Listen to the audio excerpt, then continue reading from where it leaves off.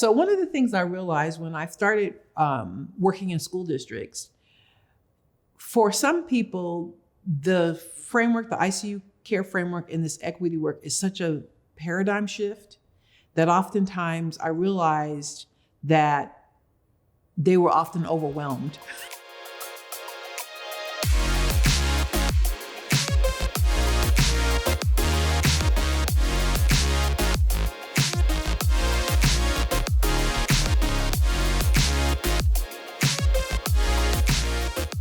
Welcome back to another episode of the Seven Figure Educator Podcast. I am your host, Dr. Erica Jordan Thomas, former teacher, former principal, Harvard grad, and CEO and founder of EJT Education Group. You are in for a very special treat during this episode. I am so excited to have a member of the wealthy Black educator community here to share with us her story about growing her business, her rich experience with over 35 years of experience in teaching kids high quality math instruction. We have the CEO and founder of Seda Education Group, Dr. Pam Seda, here with us to share with us all of her journey in business and education. And we're unpacking how she sold 12,000 copies of her book. I want to know this. We're getting ready to dive into that in this episode. Let's get into it. I'm super excited to have Dr. Pam here with us, who's a member of the Wealthy Black Educator community, and she is just a powerhouse in the education consulting world and the mathematics world. So I'm excited to dive into her story. So thank you for joining me here. Thanks for having me. I'm super excited for folks to learn more about your journey and your story. So let's just start with your movie trailer in education. So you have been in the game for 35 years, which like respect, homage, like all of the things of just like bowing down at your feet for all of the ways in which you served kids and communities over the past 3+ decades. So just give us a little bit of your movie trailer. Like what have been some of the stops, roles that you've held in your career in education? Certainly. So I started out as a high school math teacher, taught very traditionally. Didn't take long to realize that those traditional practices didn't work for a lot of my kids. And I will say the rest of my educational career has been me trying things to figure out how do I engage more of my kids to where they can feel like they can do mathematics, to where they can be successful in mathematics. And so that's pretty much been my journey.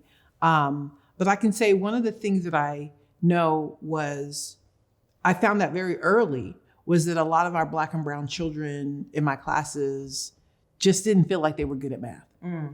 And while I had read the research and things like that about how the achievement gap had been very well documented, it just bothered me that people just accepted that. And so I decided to start a PhD program because I wanted to find answers. It wasn't just about getting the clout, although, you know, when you have those 3 letters behind your name, people do pay attention to you, as my husband used to say. But I wanted to find answers.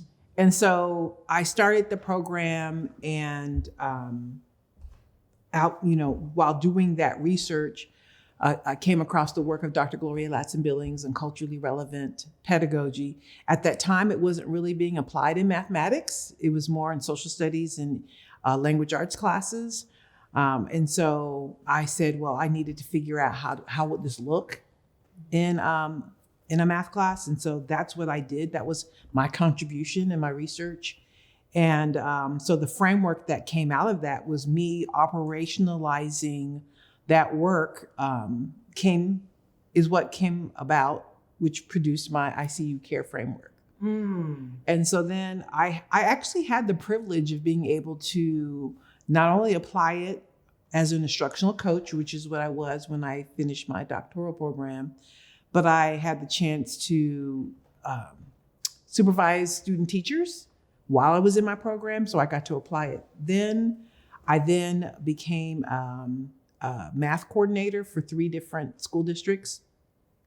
So I got to kind of like influence teachers and use the framework in that capacity. But even after that, I went back to the classroom myself and began to see, okay, this is what this really looks like with children.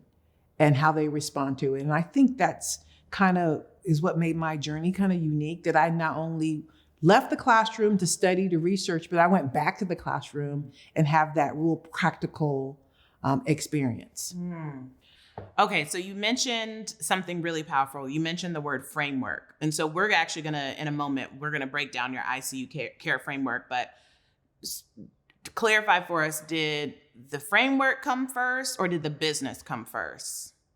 The framework definitely came first. The framework came first. And I think this is fascinating because it's like most people start a business, they make the decision, I want to start a business, and then they create their framework because they're like, well, what do I want to do? For you is actually the reverse and opposite, where you're a practitioner, you're a researcher, and then through your research and experience as an educator, you developed this framework and then made the decision to start a business from there. So what led you to the decision to actually start an education consulting business? Or was it a decision? Was it like, I just kind of fell into it? I'm so excited to have you here on the 7-Figure Educator podcast. And this is just an appetizer to what's waiting for you inside of our broader community, the 7-Figure Educator community, and the perfect opportunity for you to be able to dive into that amazing, dope community is at my 3-day live event. And you've guessed it, it is called 7-Figure Educator Live. It goes down once a year in Atlanta, Georgia, and I would absolutely love to have you in the room. It's 3 days of content, community, and fellowship. I can guarantee this is like no other event that you have been to before. I don't even call it a conference because we are litter than a conference. So to join us, go ahead, run to the show notes and grab your ticket at 7figureeducator.com, and we will see you in Atlanta. No, it was definitely a decision. Okay. I have found that oftentimes I'm a very loyal person and I will stay put until I'm forced to move. And this was an example for me in my school district. I was a math supervisor and my position was abolished. And this had been like the second time that had happened to me at a district. New superintendent comes in, they bring in their own people. So I was in a place, I said, well, you know what? I have been on the district end. You know, I've gotten consultants. I know what that process looks like. So I can do this myself. So in 2014, I actually started my business and started it full time. And so that's when I was able to, become an LC and hired an accountant. And I got my website set up and I started selling products that I had created. This is even before my book came out. But the decision was, I've been pushed out of my position. I was given lemons. And so I decided to make lemonade. Come on. Hashtag Beyonce. Okay. So you decide to start the business, and you said this was before the book. Yes. Okay, so because I think this is interesting to kind of break down like the steps and kind of the order of operations. I don't know if you caught that from my math people. Break down the order of operations of kind of your journey, because I think for people who are either early stage in their business or folks who are like, I'm considering education consulting, but what does it actually look like? There's no really one right pathway. And I think you're offering up a potential scenario of, okay, I have lots of expertise. My expertise then led me to packaging it into a framework or a methodology. And then through a shift in a life event or a professional event happens, and I make the decision to not just start my business. You went straight to full time? I went straight to full time. Which, listen, that right there is a testimony. Okay, so let's just dig into that moment of like, how were you feeling at that time? Were you feeling more energized and excited, or were you feeling more like anxious, afraid, nervous? Like, what were some of the emotions at that time when you made the decision, I'm going full time?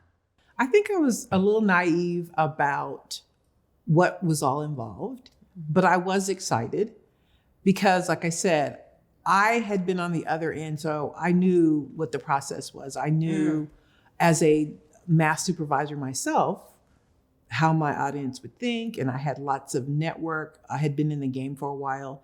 So I had people who reached out to me and gave me contracts like right away because they knew that I did quality work. What I was naive about was how frequently and how consistently I would get paid.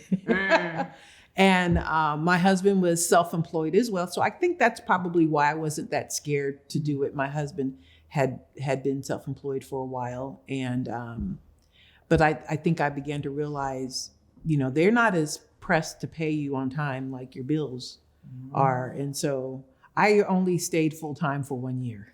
Okay. And then went back to teaching. Actually went back to the classroom and then just continued to do my business part-time. But I did it for a year, and I really needed that year of full-time to put the structures in place and to just even get a sense of what I was capable of doing and figuring out how to, reach my audience and things like that. So I'm very grateful. I think that year of being able to do it full-time really helped me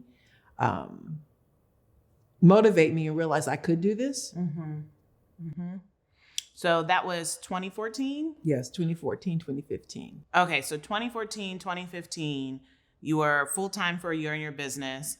Then you transitioned to go back to the school district, and then you transitioned back to full-time. Was it 2022? 2022. Yes. Okay, so now we're back full-time. Yes. And so I just think this is just a great example of just like the journey of business, right? Like it's not linear. Sometimes it's cyclical. Sometimes you spin the block.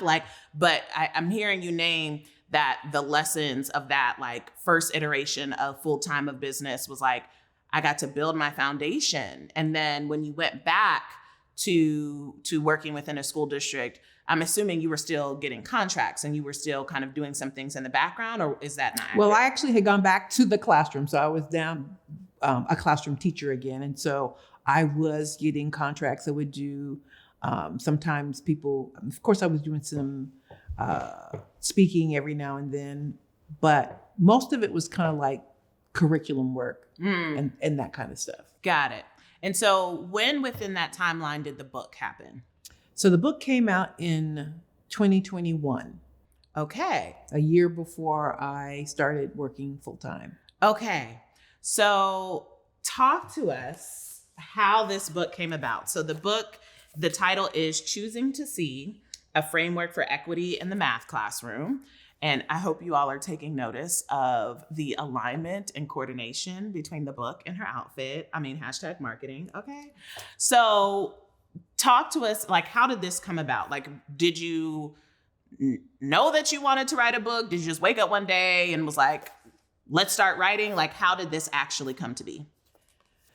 So the book pretty much started, I would say, when I graduated with my PhD.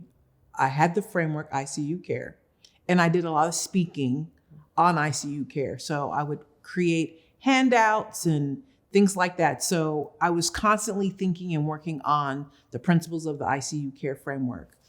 Didn't really think about it needing to be a book yet. My husband was constantly on me about writing a book. So you need to write a book. And so I actually had to overcome my own insecurities about writing. When I was in high school, all I could do was make C's. I made A's in every other class except English. So I had to really overcome my own insecurities about writing. My dissertation program kind of helped me do that. But I actually met my co-author at a math conference in 2015. And when he presented on equity in mathematics, I just said, oh, he cited a lot of the same authors that I had been reading. He was such a kindred spirit. So I went up and introduced myself to him afterwards. And even though I had just met him, I said, oh, I think we should present together. And so he was like, sure. And so we put each other as co-presenters on proposals that we had in our mind. And let's just see what happens. Let's put each other as co-presenters. Let's see what happens. And both the proposals were accepted. So we spent a year. He's on the West Coast. I was on the East Coast. We spent a year planning. This is before Zoom. So we were just kind of on the phone each week, kind of checking in, each month checking in. And so then we presented together in San Francisco twice. And at the end of that time, because it had just been such a positive experience, he says, well, I had been putting this proposal together and had submitted it, and I just now getting some feedback. And I would like for you to join me in writing this book. And one of the things that the publisher had suggested was that he get a co-author that was still in the classroom. And so now I'm looking back and I'm realizing that that time I went back to the classroom was really, God ordained. And he said that they told him that they think he should get a more up-to-date framework. And so I said, well, the only way you get me is if we use my framework. So he was like, sure. And so then we spent probably the next 2 years working on some things, submitting it to the publisher. Publisher then kept dragging their feet. So we decided to go shopping.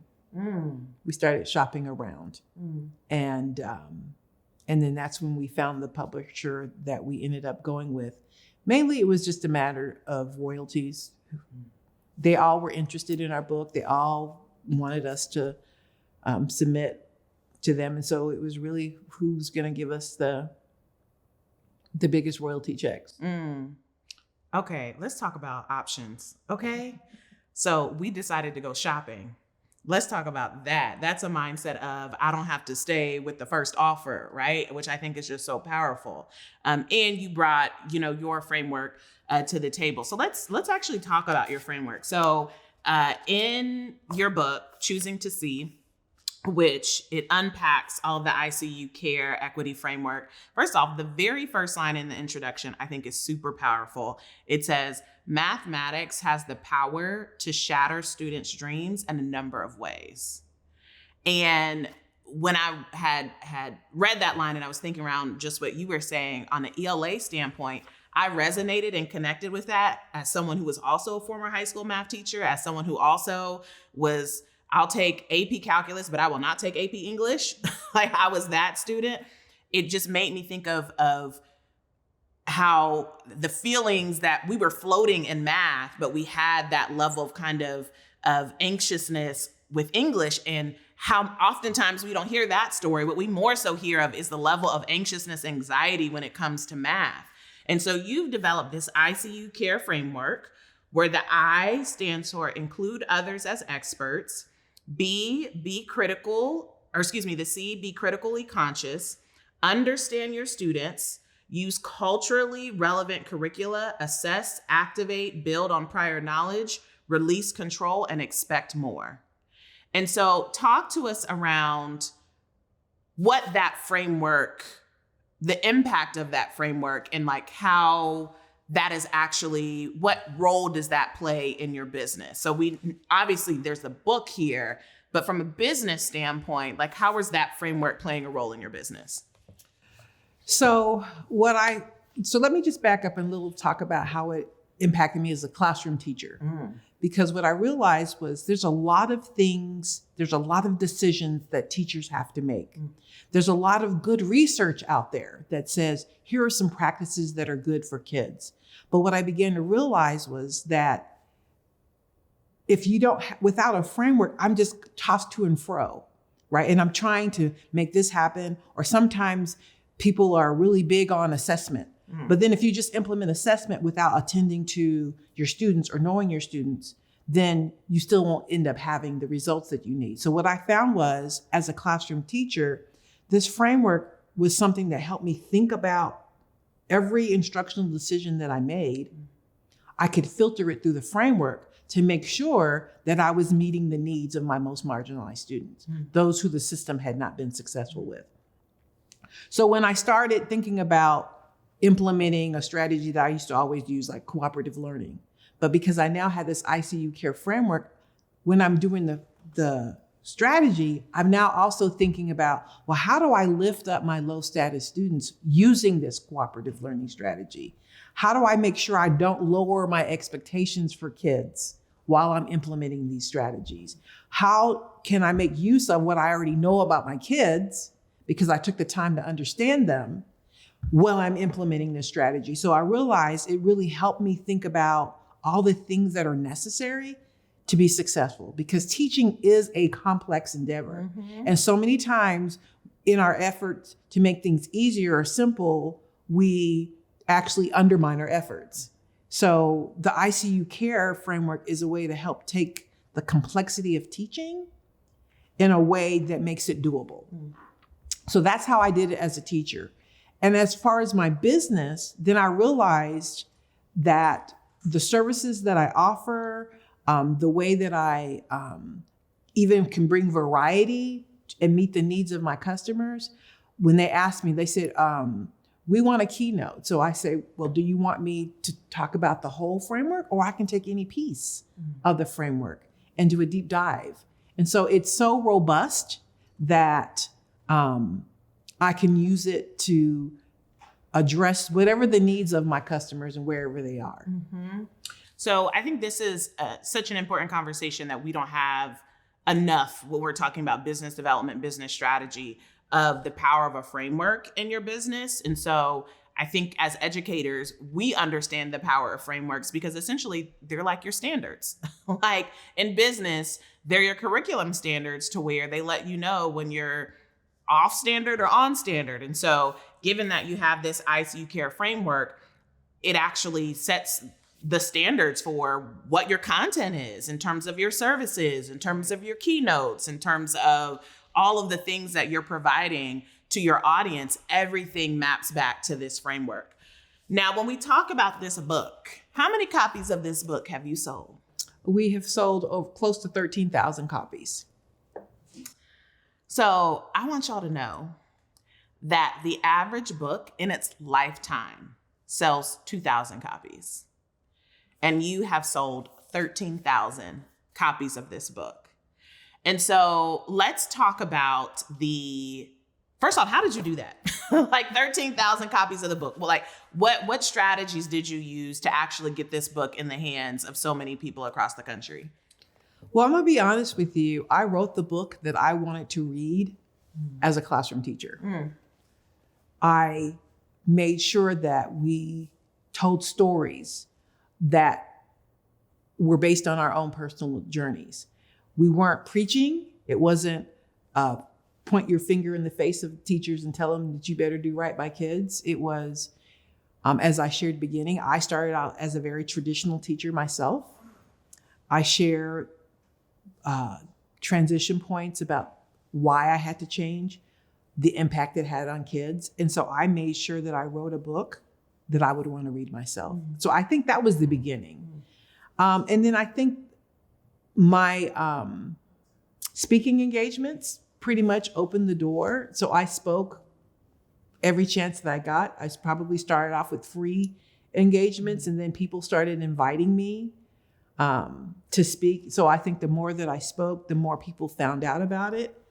And word of mouth. I just think because it really resonated with people that, and it still does. So I did realize that I had a broad network myself, being in education for over 35 years. I had a strong network. And so I pretty much shared it within my network. Higher ed teachers began to use it as part of their classrooms. I remember picking up the phone and calling some of my higher ed friends. I said, hey, this book just came out. It's for teachers. It's really practical strategies. Yes, it has a theory, but it goes beyond the theory. It has the research, but it goes beyond that to give really practical tips on what you can do for kids. So, okay, let's unpack a couple of these strategies, because it's like, I know Dr. Pam was out here strategic with this book. So when you got keynote speaking opportunities, did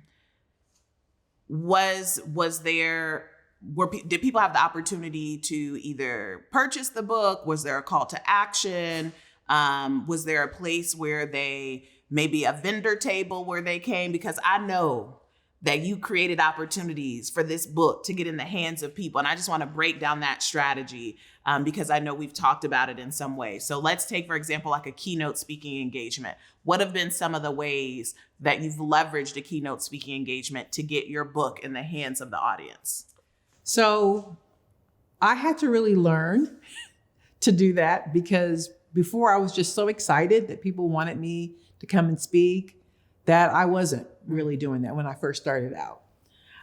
But then being a part of Mastermind and being around you, I think I remember our first phone call being in January 2022, before I even was full-time. I remember that first coaching call that I had. And I think you were on your planning period too. Right. I wasn't full-time, right. First coaching call that I had with you. I began that process of learning the business side and started doing that. And so I just did a keynote in a school district at their district professional learning day, and they purchased copies for each one of their participants. They had it in their bag. They did it that way. One of the things I've started doing is I now have a contact submission form, and I've actually edited it or customized it for each audience. And so I make sure that every time I do a session, there's a call to action, and there's a QR code, a URL, tiny URL, to submit that form so we can stay in touch.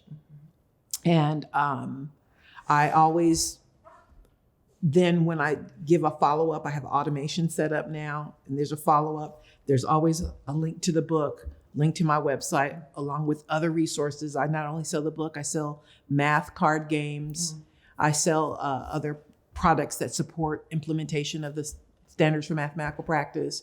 So there's those links to those as well. So I'm definitely learning how to leverage those speaking engagements to anytime I speak now, that I'm collecting their information, finding out, what's their job role, what district they're in, and then just following up with that email sequence. So we've just talked about how this book has created this branch of keynote speaking engagements, because you have the framework. The book unpacks the framework. The framework can then become either an overview keynote of the entire framework, or you could break off each part of the framework and it becomes its own keynote. But then you've also turned this into a course. So talk to us a little bit about that. Yeah. So one of the things I realized when I started working in school districts, for some people, the framework, the ICUCARE framework, and this equity work is such a paradigm shift that oftentimes I realized that they were often overwhelmed with the information that I was given, because I'm wanting to go in and, make these adjustments and these changes to help kids. And I realized a lot of times the schools that I'm working with, the teachers or even the instructional coaches, weren't there yet. And so I created this online course, so that it breaks down each of those principles, but then it gives them links to go to where they can do further research. So I talk about the principles. There's videos of me talking and sharing, but then there's space for them to go, and I send them to the sources so that they can do individual research themselves. And so then once they go through this process, now we're all on the same page. We have the same information. So then when I go into schools, now I'm working with you and we're co-creating what this looks like in your context. And I think that's what's really important about that strategy is, you are in such high demand because how many speaking engagements would you say you have in a year? 25 plus. So we're talking a speaking engagement almost every other week at minimum, right? And so given that you have such a high demand for your voice, for your content, for your expertise, that an online course is a beautiful way for people to still be able to access you without you having to be immediately accessible. And so I think that's just so brilliant from a business strategy standpoint to continue to be able to spread your impact. So let's talk a little bit around your experience in the mastermind, in the community. So you have such rich experience. You are in such high demand as a leading voice in math education. What made you think, I need help? I need community. What was that moment that you decided, or why did you decide that you wanted to join a community? Well, kind of going back to when I first started business in 2014, I was a little naive about the business aspect of it. And you're right. I have 35 years of experience as an educator, and I do the math education piece pretty well, but I knew nothing about business. And I will have to say that you helped introduce the entrepreneur in me that I never knew was there. But one of the things that I feel like, I know NCTM has this logo that says, a slogan that says, do math and you can do anything. Mm. So I never thought I couldn't. I have many, many years of experience knowing I can learn anything. But I need to go to someone to where I can learn from. And being connected with you made me realize I don't have to learn this trial and error. I don't have to spend another 30 years. It's taken me 30 years to get the experience I have in math education. I don't have another 30 years to figure out how to do the business aspect of it. And so being in community, being a part of the Wealthy Black Educator has just been the logical next step for me. And one of the things I realized is that I am definitely a people person. I'm one of the reasons why I left engineering and went into teaching was because I'm too social to just be working on machines all day. I don't know a lot of social engineers. Exactly. I'm too much of a social person. That's how I learn. Mm-hmm. I need to bounce ideas off of people. And so being a part of just the support. And it's been just really amazing how I oftentimes just get timely advice just at the right time. Mm-hmm. I'm getting ready to go do this keynote and I'm able to get on a hot seat call and get some input. And it's like just the information I need right at that time to be able to then go and implement it. And that's how I learn. It's not just the information, it's acting on the information. Mm-hmm. And so I know for probably about a year, I was just getting calls and doing the free stuff and getting stuff here and there. But realizing that I still need to just do it, right? And so being a part of the community has given me the courage pretty much to try things and learn from them and then go back and do some more things and then learn from them. So what would be a mindset shift that you've experienced through our community? Because I think mindset is, we talk about how much that is a part of entrepreneurship. And so, particularly as educators, there's a lot of mindsets that have been cultivated in us over the years, whether it's around money, whether it's around, well, we shouldn't charge for certain things and servant leadership. There's just a lot of mindsets that actually are contradictory to how you need to move and lead as an entrepreneur. So when you think about your experience in our community, what has been an example of a mindset shift that you've been able to go through? Probably the first one has to do around selling. And selling is serving. Yes, ma'am. And I know for me, if I felt like someone was putting too much pressure on me as far as sales, I would just immediately shut down. And I didn't want to be that person, right? So I had to really shift my thinking around the fact that I am serving people. I have a product that people need. And if I'm not sharing that product with them, and I share all kinds of other stuff, right? If I found some good shampoo and some good makeup, I'll tell people in a heartbeat about, oh yeah, we just, you ought to try this new lipstick color. But so I've had to make that shift. And that's been a major one. And learning how to do it, right? Learning how to do it so it doesn't necessarily feel salesy. I think the other mind shift had to do with raising my prices.